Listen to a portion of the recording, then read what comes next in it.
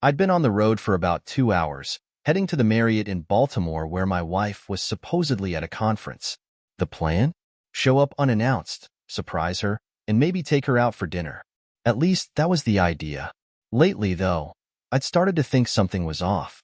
Over the past 3 months, I'd gotten this sinking feeling that Emily, my wife, was seeing someone else, probably a coworker. Anytime she went away for work, whether it was a business trip, a training session, or one of these so-called conferences, she always seemed to return later than she should. Tonight, I wasn't just visiting. I was determined to catch her in the act and finally put an end to this charade. Emily and I had been together for 14 years, raising two wonderful kids, Rachel, who's 12, and Ethan, who just turned 10. They were staying with my mom for the night, blissfully unaware of the mess their parents were in. Emily and I had gotten married right out of high school after 2 years of dating. Back then, she was bright, cheerful, and full of life, with her long brown hair and sharp features. But about 3 months ago, things started to feel different. Little things she did began to gnaw at me, but I kept quiet, worried she'd accuse me of being paranoid or overly jealous. This particular conference was nearby, giving me the perfect excuse to drop in without warning and, hopefully, catch her red-handed. At the hotel front desk, I casually dropped my suit bag and introduced myself as Oliver White. I explained that my wife, Emily, was attending an insurance conference in room 214 and that she'd left word I could grab a key from the desk. After verifying who I was, the clerk handed me the key, and I made my way toward the elevators, nerves hitting me like a freight train. My head was spinning with questions. How would I react if I caught her? Should I knock first or just barge in? And if she wasn't alone, would they have the door latched? By the time I reached the hallway, I decided not to knock. I slid the key into the lock as quietly as I could, pushed the door open, and stepped inside. There was Emily, sitting at the desk with her briefcase open, looking over paperwork. She turned around, gasped in surprise, and blurted out something about not expecting me. I tried to play it cool, telling her I had some free time and thought we could grab dinner together. She seemed genuinely pleased, assuming I'd be staying the night, and even walked over to give me a big kiss. Well, there went my plan. I hadn't caught her cheating this time. I joked about having a moment together before dinner, and she suggested something intimate before heading to the shower, promising more later. Relieved that, for now, it seemed my suspicions were wrong, I followed her lead. We had a brief session, and then Emily headed off to the bathroom, leaving me on the bed, trying to gather my thoughts. I looked over at her toiletry case sitting on the dresser, and since I had a headache from the long drive, I decided to look for some aspirin. As I rummaged through the case, something odd caught my eye, something that shouldn't have been there. A pack of 6 condoms. Now, I'm not stupid. After Ethan was born, Emily started taking birth control pills, but they made her nauseous, so I got a vasectomy. Ever since then, we hadn't used condoms or any form of contraception. So why the hell did she have these in her bag? I stared at them, sitting there like some sort of twisted confirmation of my worst fears. It didn't take long for me to realize that my wonderful wife was, indeed, cheating. But instead of confronting her, I grabbed a safety pin from her case, carefully poked holes in each condom, and put them back exactly as they were. Let her deal with the consequences of her little secret. While Emily was still in the shower, I called my buddy Logan. I told him I needed a favor, and he didn't hesitate. I asked him to give me a call in about an hour, pretending there was an emergency back home. A burst pipe at the school, something that would force me to leave. He promised he'd call around 7, and I thanked him. There was no way in hell I was staying the night with her now. When Emily came out of the bathroom, I could barely look at her. I was burning up inside, wanting to lash out, but I held back. I'm not the kind of guy who loses his temper easily, and I knew if I showed my hand now, it'd be a disaster. So, I kept quiet, pretending everything was fine as we headed to the hotel's dining room. By the time we sat down, I was in a dark place. I told Emily to order whatever she wanted, trying to hide the bitterness in my voice. She said she wasn't all that hungry and went with a small fillet, adding that a bottle of rose would go nicely. We placed the order, and I couldn't resist digging a little. I asked her if she was happy with our marriage. She immediately said yes, talking about our nice house, our great kids, and how I was a loving husband. She said she couldn't ask for more. I smiled and told her I sometimes wondered if I was doing enough to keep her happy. I even threw in some nonsense about how lucky I felt to have her, how sometimes I had to pinch myself to believe it. Emily, with that fake charm of hers, called me a silly goose and said that's why I had driven all the way down here to surprise her. She reassured me that I had nothing to worry about, saying she was perfectly content and that I was doing everything right. She even had the nerve to say that any woman would be lucky to have a husband like me. Our meals arrived, and we spent the rest of dinner making small talk, though my mind was somewhere else entirely. When the plates were finally cleared, my phone rang. I excused myself and walked into the lobby to take the call. I told Emily that Logan had called to let me know there was a broken water pipe at the school, which meant I had to get back right away. I apologized for cutting the night short, knowing full well I didn't really care about missing the evening with her anymore. She looked disappointed. At least her face did, but I couldn't tell if it was genuine. It didn't matter much either way. Whether I stayed or left, she was going to have to face the consequences soon enough. As I waited for the elevator, a guy I instantly recognized as Simon Roberts stepped off. He greeted Emily warmly, saying he'd stopped by her room earlier to see if she was free for dinner but hadn't gotten an answer. Great. Simon Roberts, the man I'd been dreading for months. He extended his hand, introduced himself like we hadn't heard about each other for ages, and told me Emily talks about me all the time. Yeah, I bet she does. I forced a smile and explained I'd come down for the night but had to leave because of an emergency. Shaking his hand was harder than I expected, pretending everything was fine while I felt like throttling the guy. Once we were in the elevator, I couldn't help but bring up the subject that had been eating at me. I told Emily, again, that I wasn't comfortable with her working so closely with Simon and that I really wanted her to quit her job. I'd said it before, but this time, I needed her to take me seriously. She shot me down immediately, saying she had no intention of quitting. She liked her job, and apparently, she was learning a lot from Simon. She even had the nerve to tell me I needed to get over my paranoia. We exchanged a quick kiss when we got back to the room, but it felt hollow. I grabbed my bags and left. The entire drive home, I couldn't stop thinking about how Simon had casually mentioned coming by her room earlier. My mind was racing, filled with hatred toward Emily for what she was doing. I was frustrated, unsure of how to catch her in the act. Divorce was what I wanted, but without hard evidence, it felt impossible. How do you confront someone when all you have are suspicions and a gut feeling? It left me feeling powerless. 2 days later, when Emily returned home, she was acting like everything was just fine. She was in such a good mood it made my blood boil. I checked her bag while she was in the shower and saw there was only one condom left, still punctured from the other night. The sight of it made me sick. Saturday was the company picnic for Globey's Insurance. The kids were excited, but I dreaded the event, convinced that some of her coworkers knew what was going on behind my back. I tried to stay in the background, not wanting to be the butt of any jokes. Maybe I was being paranoid, but I couldn't shake the feeling that everyone was in on it. Emily, of course, was her usual social self, chatting with Simon and the others. While nothing inappropriate happened in front of me, it was clear they were closer than just colleagues. Fine by me. I preferred being ignored at that point.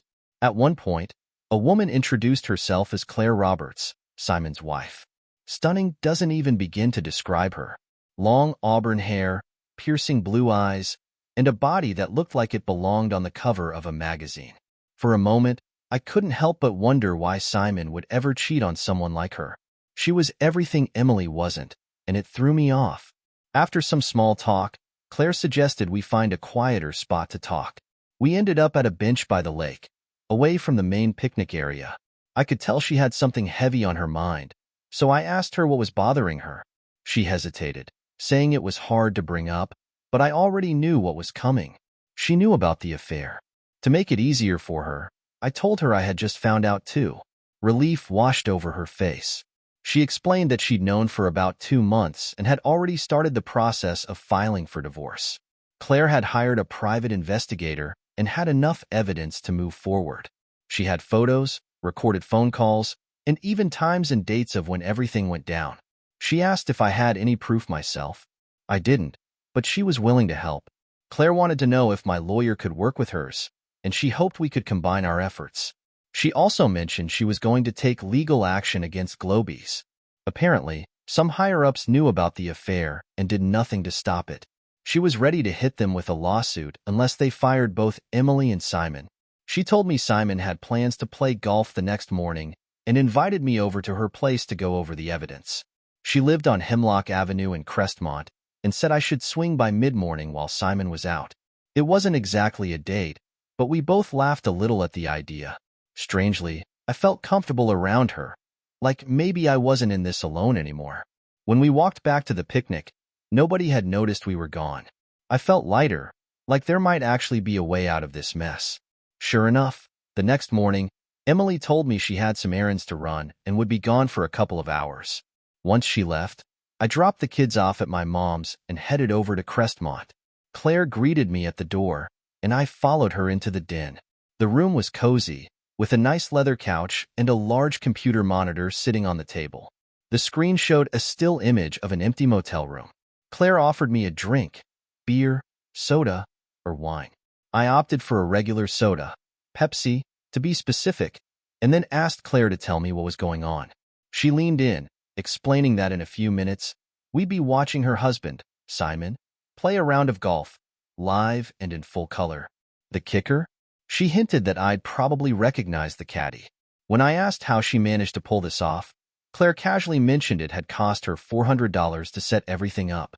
She smiled, adding that Simon would end up paying for it, one way or another. She estimated we had about 2 hours of this, so she told me to get comfortable. Claire even joked about having popcorn and nachos ready and said she'd be getting a DVD copy of the whole thing, which she'd be happy to share with me later. Despite the weight of the situation, she chuckled, saying, I don't really want to see this, but there's no way I'm missing it. We made small talk for about 20 minutes while waiting for the action to start. Claire shared some of the evidence she'd collected over the past few months, photos, recordings, and documents. The stuff she had dug up was staggering. I already knew what Emily was doing, but hearing it all laid out like that just made the betrayal hit harder. Somewhere along the way, Claire mentioned she had 3 big koi ponds in her backyard. It surprised me, but I told her the kids would probably love to see them sometime, and she seemed pleased by the idea. Right then, the monitor flickered to life. As Claire had predicted, Simon and Emily walked into the motel room. They wasted no time, no chit-chat, no foreplay. They started stripping down immediately.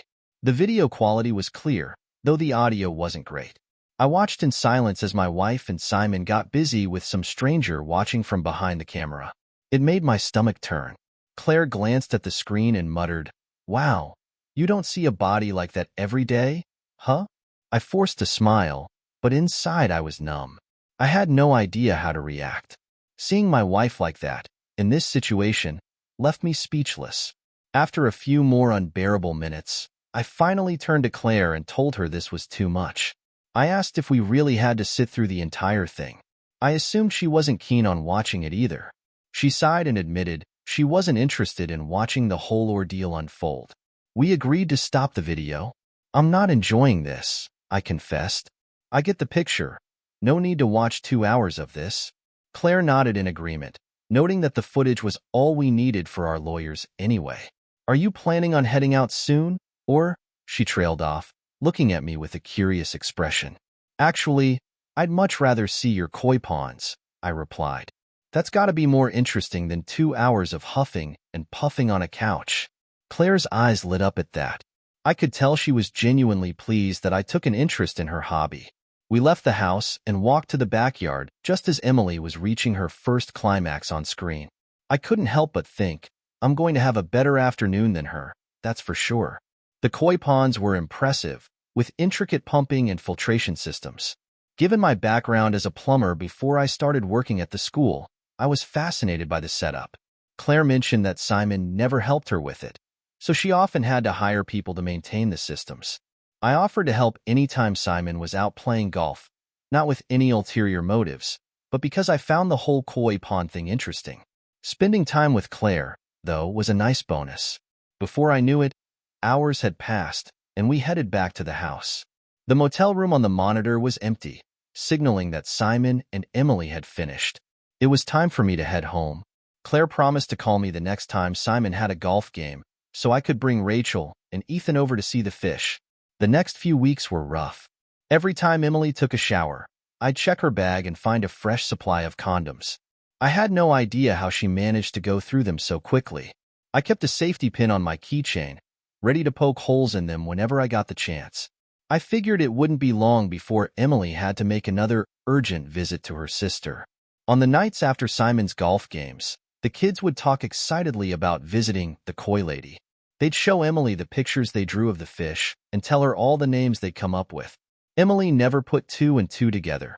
She had no clue that the koi lady was Simon's wife. She seemed relieved that I was keeping the kids busy while she was, let's say, otherwise engaged.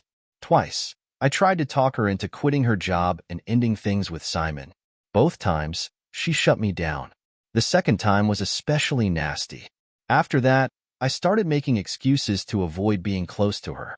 She threw in little jabs, questioning my masculinity, and while they stung, they made it easier for me to justify everything I was doing. Then, one Tuesday night, Emily dropped a bombshell. She said she'd been feeling really stressed and wanted to take a few days off work to visit her sister. She planned to stay about a week. She even tried to make it sound like she was doing it for me, saying I'd been working overtime and needed a break. She said it'd be better for me to relax while she was away than to spend a year in therapy. It was a thinly veiled excuse, and I saw right through it. Emily assured me she'd take care of everything while she was gone. She kept talking about how I'd been doing all this extra work for the good of the family and how maybe she'd pushed me too hard. I lay awake that night, barely able to sleep, knowing what was coming the next day. I couldn't deny the sense of relief. It felt like the moment I'd been waiting for had finally arrived. Her sister, Hannah, lived about 3 hours away with her husband, Ryan. Ryan was an okay guy, but could be a real idiot sometimes, especially when Hannah was calling the shots. Funny thing, Hannah's town had 2 termination clinics. I'd done my homework and had all the addresses and operating hours ready. I had even gotten familiar with the paperwork required at both clinics, noting the mandatory 2-day waiting period each one had. Assuming Emily had scheduled her first appointment for Wednesday, the earliest she could have the procedure would be Friday. That gave her just enough time to recover before coming back home, and for me, it left about a day and a half to get my plans in place.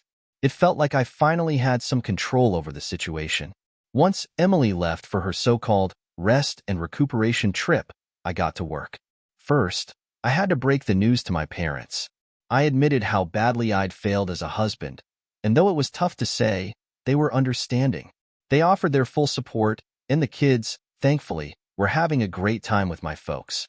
My dad's truck would come in handy when it was time to move Emily's things out. The lawyer had all the necessary paperwork ready for me to sign by Thursday morning, and Claire had her own legal plans lined up to serve Simon at the same time I'd serve Emily. The only question left for me was whether I should give Emily one last chance to make things right. Deep down, I knew it was hopeless, but I couldn't help but wrestle with the thought. Still, that didn't stop my dad and me from spending the rest of the day packing up her belongings. On Thursday, after the long drive, I reached the first clinic, only to be let down when things didn't go as I had hoped. That left me with one last option, the family planning center. With as much confidence as I could fake, I approached the receptionist and introduced myself as Oliver White. I told her my wife, Emily, had sent me to sign a consent form. The receptionist looked at me a little curiously and asked what exactly I needed to sign. I wasn't sure of the name but said it was a form that confirmed I understood everything, agreed to it, and wouldn't pursue legal action later on. She checked Emily's details, mentioning that her sister had already signed for her, but said my signature would be preferable. After a quick glance at the computer, she found the file. I signed right below Hannah's name, feeling a strange satisfaction as I did so. The procedure was scheduled for 11 a.m. on Friday, with instructions for Emily to arrive an hour early. I casually asked if there were any payments left to make, pulling out my checkbook as I spoke. The receptionist shook her head and said Emily had already paid the $800 in cash. I thanked her, saying it made everything so much easier. When I showed up at Hannah and Ryan's house, the reception was, well, let's just say it was less than warm. Almost like they were all in on a joke I hadn't been told about. Emily looked surprised to see me and quickly asked what I was doing there. I told her the kids were staying with my parents for a few days, and I'd taken some time off to unwind too. The room went quiet for a moment. I could practically hear the gears turning in their heads, trying to figure out a way out of the situation. Hannah gave a subtle nod to Ryan, sending him into the kitchen with her. Meanwhile, Emily kept up a casual conversation about random things, probably to cover the awkwardness. After a few minutes, Ryan returned with a suggestion. He offered to take the day off tomorrow, borrow his buddy Liam's bass boat, and spend the day on the lake to give the ladies some space. I agreed easily, saying a lazy day on the lake sounded like exactly what I needed to forget my worries. I even suggested Liam join us to make it more fun. Ryan seemed relieved by my cooperation and promised to set it all up. The tension eased, and we had a quiet dinner, though the lack of intimacy between Emily and me wasn't lost on anyone. She made sure to mention her concern that her sister might overhear if we got too close. Early the next morning, Liam was ready with the boat, and Ryan was busy prepping lunch and stocking the cooler with beer. As we loaded everything into the truck, Ryan asked if I was getting in. I stood by the passenger door for a moment, then told him I wasn't going. I suggested he enjoy the day on the lake because things were about to get rough for him when he came back home to face Hannah. Ryan tried to persuade me to join them, but after a few well-placed curse words and a vague physical threat, he gave up.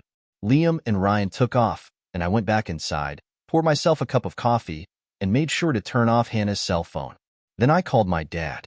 We spent 2 hours chatting, ignoring the constant call-waiting tones. Ryan must have been trying to reach Hannah for hours, but it was no use. When Hannah and Emily finally got up, I hung up with my dad and braced myself for the confrontation. I deleted the missed calls on the landline and turned Hannah's phone back on. The clock was ticking. In less than 2 hours, they'd need to be at the clinic, and I had about 5 minutes before I'd be dealing with 2 very angry women. I finished off my coffee and brewed a fresh pot, figuring they'd appreciate it. Sure enough, Emily stormed in, demanding to know what I was still doing there. I explained that I wasn't in the mood for fishing, so I thought I'd hang out with them instead. I suggested we find a nice spot for lunch together since I'd be leaving that night and didn't really want to spend the day on a boat with Ryan and Liam. Emily quickly shot down the idea. She and Hannah had plans for the day and preferred to go by themselves. She insisted that we could have lunch together anytime, but she only saw Hannah a couple of times a year. And besides, she pointed out, I'd be around all week. I tried one last time to convince Emily, telling her she could at least give me half a day since I had driven all the way down here. I suggested she could spend the rest of the week with her sister, doing whatever they had planned. As I said this, Hannah left the room, dialing a number on her cell phone. Emily just sat there, looking utterly defeated, like she'd been hit by a truck. From the other room, we could hear Hannah shouting at Ryan over the phone, as if he'd committed the worst crime imaginable. I felt bad for the guy, but then again, he'd married her. Emily told me straight that she and Hannah didn't want me tagging along. They had their plans for the day, and I wasn't part of them. I said I'd hear them out, see what they had planned, and decide if I wanted to tag along or find something else to do. I told her I was confused. They had the whole week, and I only had this one day. I even joked, asking if they were meeting up with some guys. Emily rolled her eyes and said no, they were just planning on shopping for lingerie and nightgowns. Apparently, they didn't want a guy hanging around while they tried on bras and other carnal items. I suggested most of those stores were in the mall anyway, and I could find other things to do while they were busy in the dressing rooms. I even offered to take them to a nice lunch afterward, as a way of making up for the trouble I was causing. Just then, Hannah appeared in the doorway, glaring at me with all the warmth of a stone-cold killer. Emily could tell I wasn't going to back down, and she seemed about ready to give up. Still in her housecoat, Emily eventually stood up and announced that she needed to get dressed. Hannah, staring daggers at me, called me a real bonehead before following her upstairs. I waited, considering my next move. I figured they had about an hour to make it to the family planning center, and if they tried to leave without me, I was ready to follow them and make sure they knew I wasn't going anywhere. But honestly, I doubted they'd make a run for it. After about 20 minutes, they both came downstairs. Emily, now dressed, told me with an annoyed tone that it was time to go shopping. Surprisingly, they didn't put up much of a fight. I had a feeling that phone call upstairs had been to the clinic, maybe to reschedule the appointment. They were probably planning to wait until I left town to handle things. I wasn't trying to stop Emily from getting the procedure, but I sure as hell wanted to make it more difficult. I insisted we take my car because I wanted to drive. No way was I letting them ditch me miles from the house. At the service station, I took my time filling the tank, checking the oil and water, even cleaning the windshield. It was the most effort I'd ever put into routine car maintenance. They both sat there, stewing the whole time. When we finally got to the mall, I parked far out in the lot to make sure we had a nice long walk ahead of us. Once inside, I left them to their shopping, but I kept an eye on them from a distance. I didn't care what they were buying or doing, but I didn't want them sneaking off. They looked miserable the whole time, barely talking, just going through the motions. They bought a few things, probably just to show me they'd actually done some shopping. By the time noon rolled around, they came back to the center of the mall, where I'd agreed to meet them. The appointment time had come and gone. I had succeeded in throwing a wrench into their plans, at least for now. I knew she would still go through with it eventually, but today, I had managed to delay the inevitable. We had a quiet lunch at Olive Garden, barely speaking during the meal or on the drive home. I couldn't help but smile to myself. I knew they were furious with me, and honestly, it felt great. I grabbed a beer and collapsed on the sofa, feeling more satisfied than I had in weeks. Later, Ryan finally showed up, and for a good half hour, Hannah tore into him verbally. The poor guy managed to slip out for a few hours, but he returned by supper, looking beaten down. After the girls finished cleaning up, I asked Emily for a private conversation in the kitchen. Hannah sneered, and both women headed to the living room, clearly annoyed. Emily was still upset from the day's events, and I could tell she wouldn't be easy to talk to. But I didn't have time for soft approaches anymore. I got straight to the point. I told her I wanted her to quit her job and end things with Simon Roberts. Her jaw clenched, and she glared at me like she was ready to throw a punch.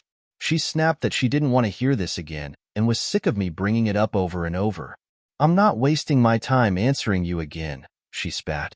"You already know the answer, and it's not going to change. Either change the subject or leave." I calmly reached into the manila envelope sitting next to the chair and pulled out a legal-sized envelope. "I've asked you at least 10 times in the past 2 months," I said, placing the envelope in front of her. "And each time, you've refused." Inside were divorce papers, ready to be signed. I told her to go ahead and sign them and mail them in whenever she felt ready. I told Emily there was a self-addressed, stamped envelope included with the papers, and if she wanted a lawyer to look them over, she was free to do so. She glared at me, leaning across the table, her frustration boiling over. "You can't just divorce me because I won't quit my job or pick the friends you approve of," she snapped. Emily insisted that divorce required grounds, and in her mind, I didn't have any. She suggested I head back home and get my act together, as she put it. She made it clear she had no intention of giving up her home or her family, all because I didn't like where she worked. In response, I calmly reached back into my manila envelope and pulled out a stack of photos. I placed 6 of them in front of her, images of her and Simon, leaving no room for doubt. "So, do you want to explain this?" I asked. Emily stayed silent, but her face said it all. I laid out another 6 photos, showing them in even more compromising positions. As I continued putting them down, her composure snapped, and she began screaming at me to stop. I acknowledged her outburst, understanding why she was furious. To her, I had crossed a line by spying. She called me sneaky, condemned my actions, and accused me of being a pervert for collecting all this evidence. "It makes me sick," she said, her voice filled with venom. Before I could respond, my phone rang. It was my dad, telling me he'd be there in 10 minutes with all of Emily's belongings. I hung up, and Emily, still fuming, demanded to know who called. "That was Dad," I said. "He's bringing your stuff here to Hannah's." "Oh, and the locks have been changed at the house," I added. "If there's anything you forgot, just let me know, and I'll pick it up." Emily didn't say a word. I handed her the title to her car, which I'd signed over to her, along with an envelope containing $200, half of what was left in our joint accounts. I told her that visitation with the kids was arranged for once a week, with the possibility of one overnight a month if she made a notarized statement about the affair. I also let her know I had a DVD from her May 10th visit to the Scandia Motel with Simon.